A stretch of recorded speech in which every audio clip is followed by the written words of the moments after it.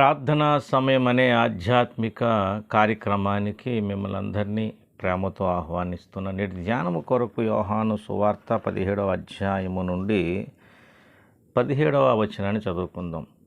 సత్యమందు వారిని ప్రతిష్ఠ చేయము, నీ వాక్యమే సత్యము. ప్రభునందు ప్రియ దేవుని బిడ్డలారా, ఈ చదివిన ఈ లేఖన భాగం ప్రభువైన యేసునాథుడు మరి చేయుచున్నటువంటి ప్రార్థన చూడండి. ఈ 17వ అధ్యాయములో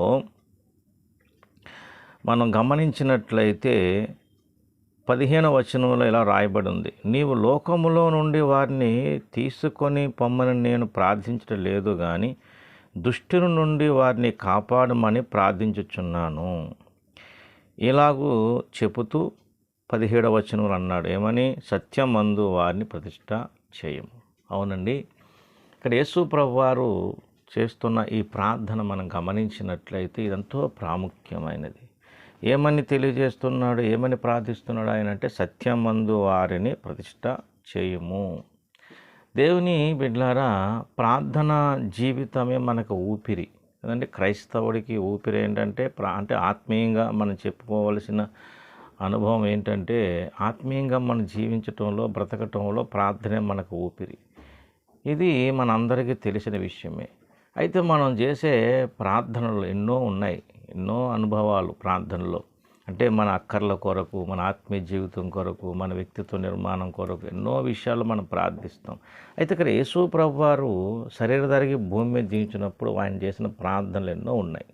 అయితే ఈ ప్రార్థన మనం గమనించినట్లయితే, ఆయన చేసిన ఈ ప్రార్థన యొక్క ప్రాముఖ్యతను మనం గ్రహించినట్లయితే ఇక్కడ ఒక విషయాన్ని మనం గమనించాలి. అంటే మనము ప్రార్థన చేసే అలవాటు కలిగిన వాళ్ళం అనుదినం ప్రార్థన చేస్తూ ఉంటాము. మన అక్కర్ల కొరకు, అవసరాల కొరకు, అనేక మంది పిల్లల రక్షణ కొరకు, ఏమండి దేవుని కార్యాల కొరకు ప్రార్థిస్తాం. అయితే మనం చేయవలసిన ప్రార్థన ఏమిటి?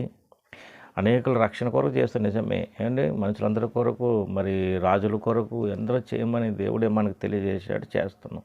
కానీ ప్రస్తుత దినాలలో మనం చేస్తున్న ప్రార్థన యొక్క ప్రాముఖ్యతలో మనం చేయవలసిన ప్రార్థన ఏంటి అసలు?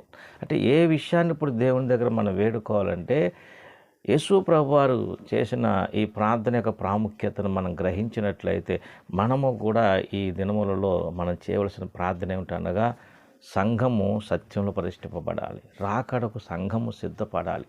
ఎందుకంటే సంఘంలో రకరకాల భిన్నాభిప్రాయాలనే ఉన్నాయి, రకరకాల బోధలు అనేవి ఉన్నాయి. మరి యేసయ్య రాకడకు సంఘం అంతా ఏకతాటి మీదకి రావాలి కదంటే, ఏక సిద్ధాంతంలోనికి రావాలి, సత్యములోనికి రావాలి. అన్ని బోధలు ఏమంటే రకరకాల భిన్నాభిప్రాయాలన్నీ తొలగిపోయి సంఘం సత్యంలో ప్రతిష్ఠింపబడాలి.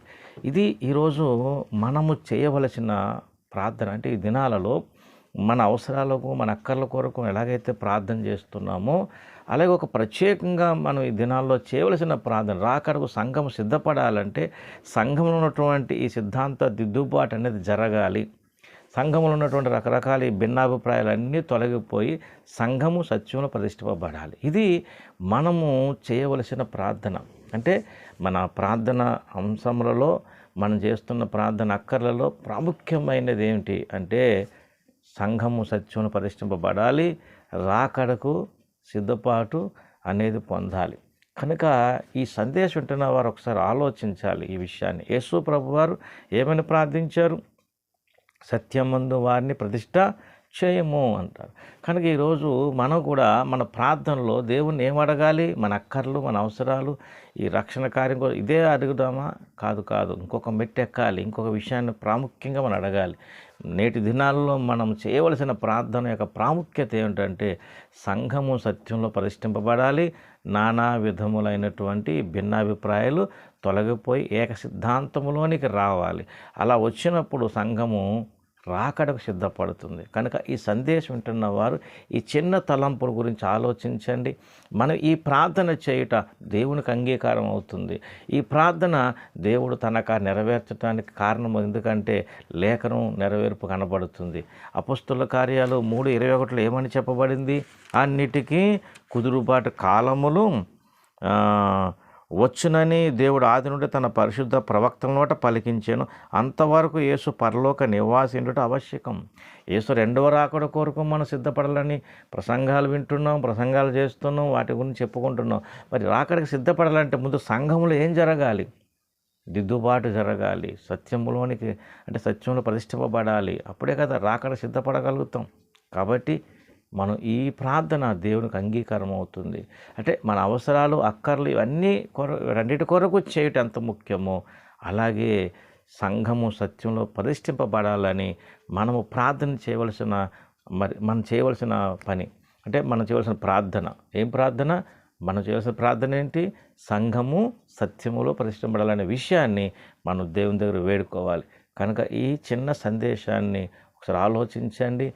మనము చేయవలసిన ప్రార్థన ఏంటో తెలుసుకోగలిగితే మన ప్రార్థన దేవుడు అంగీకరిస్తాడు.